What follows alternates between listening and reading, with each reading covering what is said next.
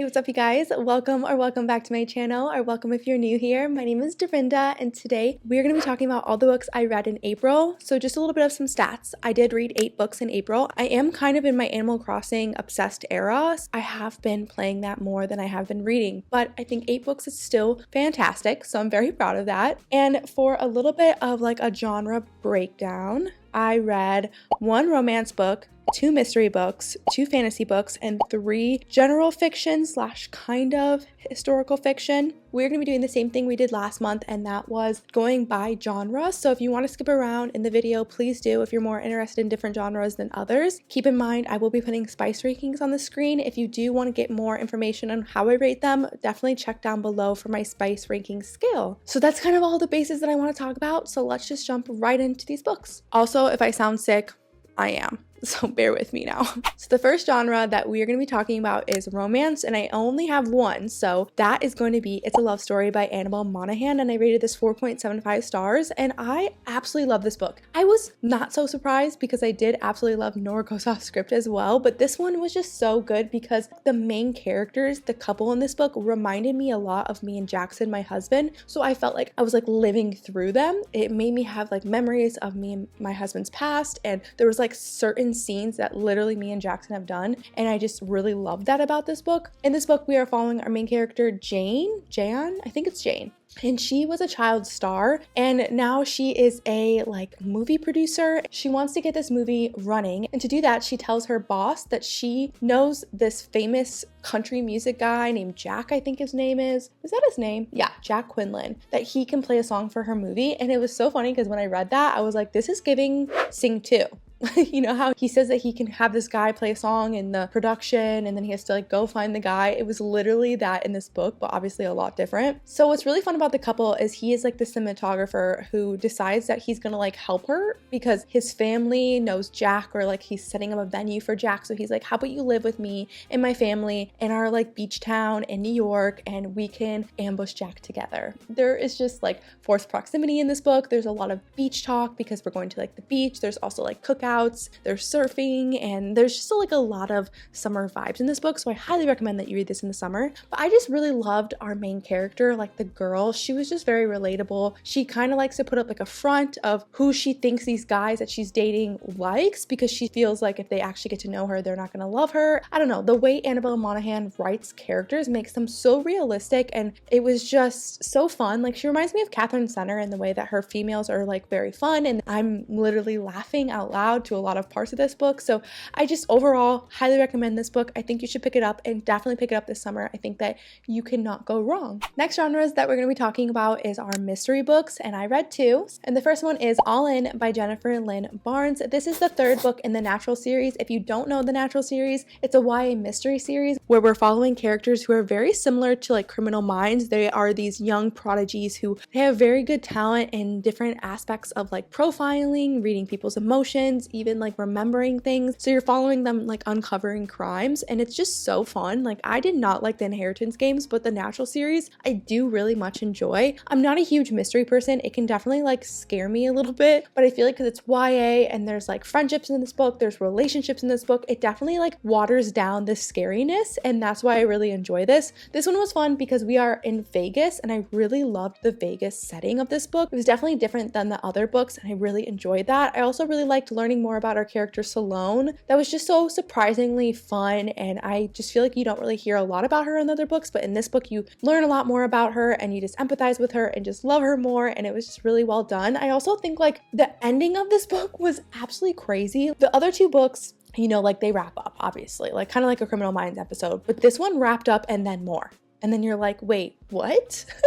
What just happened? And so it definitely pushes you to read the 4th and final book, Bad Blood. So I'm definitely excited to pick that up. But overall, I absolutely just love these books. I think that you just fly through them. They're super fast paced. I'm definitely like interested in the serial killer moments that are happening, but I'm also really enjoying the found family and the characters as well. They're very young, so keep that in mind. It's nothing like too crazy, but it's fun enough. It's good enough for you just eat it up and enjoy it. So I highly recommend that. I think that this is fun if you haven't haven't picked it up and you're like not really into mystery, but you want to read a mystery book, I think that these would be a really good option for you. I think if you like hardcore mystery, these might be too YA for you, but you may love them nonetheless. So if you're interested, I highly recommend you pick them up. My next mystery book that I read is The God of the Woods by Liz Moore. Now this book is kind of like a mystery / historical fiction. I rated this book a 5-star because it was just so well done. It's very, very slow. It's definitely a big book. I think when you know that it's going to be slow paced, you know that it's not your typical mystery, you probably will enjoy it more. I think that the time that I read it was actually really good as well. I do think that if I read this during the summertime, I probably would have enjoyed it just a little bit more because we are following characters at a summer camp and one of them goes missing. And what's crazy about this character going missing is that her brother went missing as well and they never found him, or they found him dead, I think, or something like that. No, I don't think they ever found him. But it's just really cool to like find out not only what's happening with our missing character now, but also what's happening with our missing character back in the past because we're switching timelines. I also really liked exploring the different characters in this book. You know, like the mother in this book was very complex and it was really interesting. You know, you're learning a lot about rich people and like what that lifestyle was like and how there's just a lot of corruption also in like the law system because people are rich and no lawyers and stuff like that. There was a lot in here that was just so good and I loved it. Like I loved it. I think it took me maybe 150 pages to get into the book, but once I was in it, I was in it and I could not put it down and I was obsessed. It's like I didn't really mind that it took me 100 pages to get in because of how obsessed I was with this book. So I highly recommend it. I definitely think go into it knowing that it's a little bit more slow paced and I think you're going to enjoy it a lot knowing that. So definitely pick it up this summer as well. I think that you will absolutely love it. All right, so now on to our fantasy books that we read this month. The first one being Crooked Kingdom by Leigh Bardugo. Now this is the second book in the Six of Crows duology, and I read the Six of Crows duology a while ago, so it took me a while to get into this book, which kind of left me a little bit confused about what was going on. I was like, wait, hold on, who are these people again? So that was definitely like a half a point deduction on my part. I did rate this book 4.5 stars, and overall, I love this book. Like the ending was just so good. I really enjoyed how much we dived into our characters' past in this book. We really got to know them and just love them even more, and it was just so good. I also felt like the stakes in this book were so much higher. I wasn't like a huge fan of Six of Crows. Like I thought it was good, but something about this book just built up the stakes more. If you don't know, the Six of Crows duology is basically following these cast of characters who have to come together to perform this heist where they have to break someone out of like this really high security prison, and it's like impossible, but obviously like, you know, should I tell them? Do they do it? I don't know. You gotta read it to find out. But yeah, so this one, I wasn't expecting much and I really enjoyed it. I just was really surprised, honestly. I also really enjoyed that we saw characters from Shadow and Bone in this. It really made me happy to see them. I was like, oh my gosh, I love you guys. I really enjoyed Shadow and Bone. I know that's not a popular opinion, but I really did, and I read that before I read Six of Crows, which was what I was told. A lot of people don't know that. Maybe they do now, but you should definitely read Shadow and Bone before you read Six of Crows. It like heightens your experience. You understand and know the world a lot better. And I definitely think that's the reason why I really enjoyed this book in particular. Like I said, Six of Crows wasn't my favorite, but I did really enjoy Crooked Kingdom. So I definitely agree when people say this one's the better book because it definitely is. All right, the next fantasy book that I read in April was Once Upon a Broken Heart by Stephanie Garber. Now this book I went into with such high expectations, and I was disappointed. I was disappointed. I rated this book 3.25 stars. I read Caraval first. You know, you don't have to, but you probably should. I recommend it, honestly. And I wasn't a huge fan of Caraval. I did like the first one. Wasn't really a huge fan of the other two. But this one, everyone's like, it's so much better. You should definitely read this one. It's so much better. And I was like ready. I was ready. I was like, okay, you guys are saying it's better. It's probably better. And it just was kind of the same, in my opinion. I do absolutely love how magical this world is. Like Stephanie Garber writes magical worlds so good. The way that she describes things in comparison to like food and just like magical things. And I don't know.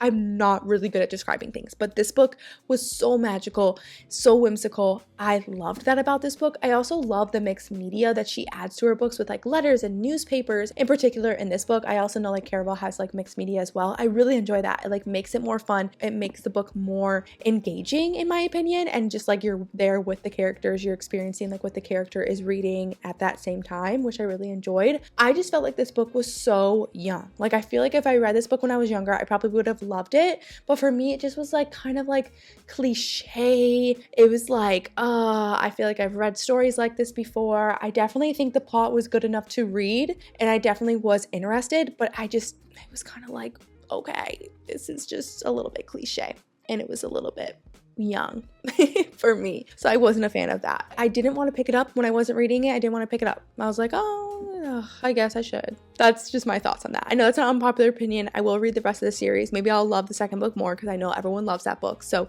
we will see. I'll update you guys in the future. But those are my unfortunate thoughts so far about this book. Now on to our fiction / like historical fiction books that we read. The first one is the 4th volume of the Emma M. Line series. I've talked about these a couple times in my wrap up. If you don't know, we are in the Victorian era following Emma as she writes her journal entries. And it's just like daily journal entries, slice of life type of things that we're following with Emma. Emma's just so fun to follow. I say this every single time. She's just so whimsy. She's so comical, and I love her. The way that she's like going about her day, the friendships that she makes, the problems that she has with like her cousin, this like little found family that we get towards this book in particular is just so good. Even her own grief that she's experiencing, everything is just so good. I also love hearing about London at that time. It's just so fun, especially from like a viewpoint of someone writing a journal. Like usually I see it and I've read it in like historical fiction type books, like more general fiction story plot line that you usually follow, but this one's like journal entry, so you're like hearing about her day, even like those small mundane things she'll write about, and it's just so fun, and I just really like that about these books. This one in particular, like I said, the found family in it was just so good. I'm a huge fan of young Hawkes, I think is what his name is. He is the pastor. I just absolutely love him. He's one of my favorite characters. He's just so sweet. Like, he has a special place in my heart. I can't really say too much about this book because it is the 4th volume, but I definitely really enjoyed it. I rated this book a 4-star. Next historical / general fiction book I read was Broken Country by Clare Leslie Hall. I rated this book 3.75 stars. Now, I could not put this book down because of the intriguingness of the book. So we are essentially following this woman, and she lives on this farm, and she has a husband, and you know, you also are following like her and her own grief, and simultaneously her ex from her past, like her childhood love, comes back in town, and she's struggling with feelings towards him. And then simultaneously, like while we're following this plot of like past present, like because we're jumping back into her past with her ex, there's also like a sprinkle of a trial in, and you're like, oh, because someone died, like a farmer died, that's all you know, and you're like getting like little pieces about it, and then towards the end it's like jam-packed trial. But I kept being intrigued because of that. Like I kept forgetting. I was like, oh, I'm reading a general fiction, historical fiction book, and I'm like, wait, there's a trial going on. I kept forgetting that was happening until like there would be moments, and that kept me reading the book. I was like, okay, what happened? But this girl was so toxic. Like I don't know if this is a spoiler, but the way that this book glorified and made affair so like glorified was just so cringy. It was so icky, and I was like, girl, what are you doing? What are you doing? I mean, like I don't even want to say I get it, because I don't get it, but like I just felt so bad for her husband. I did enjoy hearing about her grief as a mom. I don't want to spoil too much about that, but like that was really relatable. Not that I've experienced grief, but like as a mom, I feel like that like kind of like, you know, sucker punches me in my heart. But gosh, oh gosh, this book was just so cringy, and I couldn't. But I do have to say, her writing was so good. Like it was so rich, so real. Like the way that she described her farm life, the way that she even described when she was going back in the past, like at Oxford, and like all of these scenarios, all of the ways that she wrote things was just so vivid. I was there. I was like connected to these characters that I didn't even like, and it was just so well done. Like I would love to read more from this author because I definitely think her writing is so well done. But this story was just so horrible to read, but at the same time it was really interesting at the same time. So there's that. But yeah, I think that, you know, you could try it. You could give it a shot. I definitely think there was times where I was heartbroken and I was just like feeling for the characters, and there's other times I was like, what are you doing, you crazy girl, you crazy woman? So yeah, do with that as you may. You know? So yeah, moving on. And last but certainly not least, we have The Names by Florence Knapp. Now this book everyone talks about. I feel like everyone has read this and talked about it. So I was really excited for this book because a lot of people really love it. And I unfortunately wasn't like a huge fan of this book. I rated this 3.5 stars. Sorry, not 3.75, 3.5 stars. We are following a mother as she goes into like the registration office to name her son. She has 3 different names that she's in between. One that is her husband's name, like so carry on like a junior. One of the names that she would want to name her son, and then one that her daughter would want to name. And then you just follow, I think, every 7 years of that child's life. And I feel like towards the end, I was like, okay, what was the point? Like, it just, like, I felt like the book was, like, it was good. Like, there was definitely moments where I was like, wow, like, especially the mother's relationship with the father was just, like, crazy. And I definitely think it's important for books to talk about it because I'm sure it's happening in this world. I know it's happening in this world. So I definitely think, like, putting awareness on that is probably really good. I definitely think, like, trigger warning if you don't want to read about, like, an abusive relationship. And it was really interesting how your life can differ just based off your name. Like, that was crazy. And I thought that there would be a little bit more similarities, but there wasn't. And I felt like maybe if there was like little tiny things that were the same, I think I would have liked that, but there was so much different things that were going on. I also think like the Bright Years, you know, we're following, sorry, I just like cut off to a whole different book, but like the Bright Years, we're following this family and we're like jumping, you know, we're jumping times, but I was connected to them the whole time. Like I felt for them. In this book, we're jumping so much. I'm not connected to the character. I'm kind of like what's going on? Like, who are we talking about? What person are we in? Wait, what was he like 7 years ago? I wasn't a huge fan of it. Like I said, like the ending was just disappointing to me. I thought the ending would be better. So maybe that's just me and my expectations. It's kind of mid to me. I was kind of sad about that. So those are all the books that I read in April. I hope you guys enjoyed this video. Like always, if you like me or you like this video, definitely like and comment down below. Let me know what books you read in April. I would love to hear about them. But I hope you guys have a good rest of your day, and I'll talk to you guys later. Bye.